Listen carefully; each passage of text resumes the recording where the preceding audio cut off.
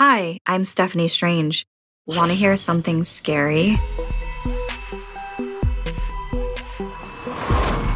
Don't get dragged into the water. We were pleasantly surprised when our parents announced a vacation to Hawaii. Excitement filled the air as my sister Seema and I immediately began packing our bags. Now, Seema, in particular, was overjoyed beyond words. Her lifelong fascination with mermaids made her believe that visiting the Hawaiian Islands would provide a genuine opportunity to encounter the Namaka, the captivating Hawaiian goddess of the sea.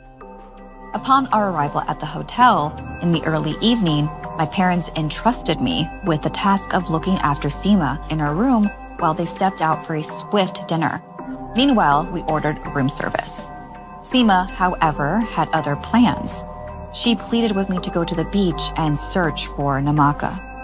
At first, I declined because I really wanted to enjoy the luxury of having this nice hotel room all to ourselves. But her begging wore me down, and eventually, I agreed as long as she promised not to tell her parents. After all, who wants to come back grounded from a vacation? We ventured out of the hotel towards the water. Seema rushed into the waves splashing around. The beach was still fairly busy, so I watched her from the shoreline. An hour passed, and I began to worry that our parents might have returned. I called out to Seema, urging her to come out of the water. However, as we turned around to leave, there was nobody there. The beach had become eerily empty. I thought to myself, there are probably people clearing out due to the sun going down. Nothing crazy. Suddenly, a haunting melody reached our ears, its beauty captivating us in an instant. We exchanged bewildered glances before Seema ran off into the direction of the sound. I called after her, but I wasn't about to chase her down. After a few moments, Seema shouted back at me, unable to contain her excitement. "Melanie, look, it's a mermaid!" I rolled my eyes. Seema was so gullible. It was bound to be one of those women who dress up for tourists.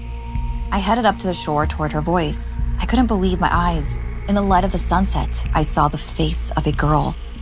We cautiously approached the young girl. Drawn in by her enchanting song, she possessed luscious white hair and a face of ethereal beauty.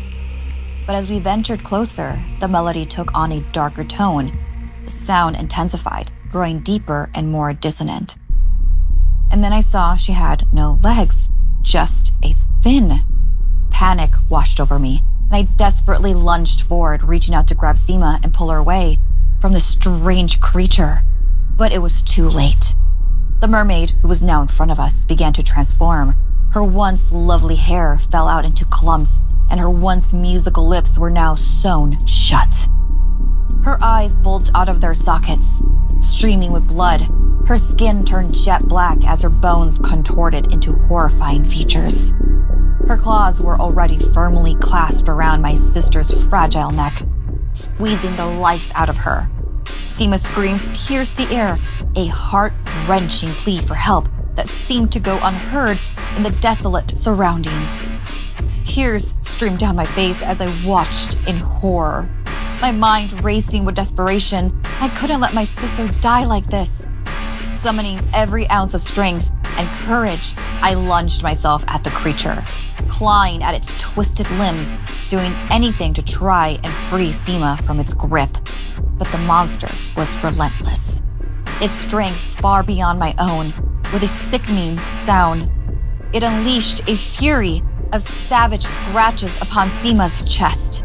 She cried in anguish. The once beautiful melody that lured us now transformed into a nightmare anguish, accompanying my sister's screams. As I fought fruitlessly against the monster, I felt a searing pain across my own body. I realized that my desperate struggle had left me vulnerable, and the hideous creature had seized the opportunity. It swiftly turned its attention to me, its bloodshot eyes locking onto my helpless form. In an instant, its talons wrapped around my throat. I struggled for air, clawing at the creature's hands, but it was all in vain. Darkness closed in around me, suffocating my senses as I witnessed the life force slowly drain from my sister's eyes. Seema's desperate cries filled the air, but I was powerless to save her. The monster was far stronger than I could have ever imagined. This was not the fairy tale mermaid Seema had read about in her books. I watched helplessly as my sister's life slowly drained away, her innocent spirit extinguished by the merciless claws of a monster. The creature's grip on my throat tightened, and I felt the warmth of my own blood mixing with salt water. "Help," I whispered weakly, desperate, knowing that there was no one to answer my plea. The world faded around me as darkness closed in. When I woke up, I found myself in the depths of the sea. My legs had been torn from my body, replaced by a grotesque tail. The pain was excruciating, but it was nothing compared to the torment of my soul. I was no longer human. I had become the creature of the sea, forever cursed to live beneath the waves.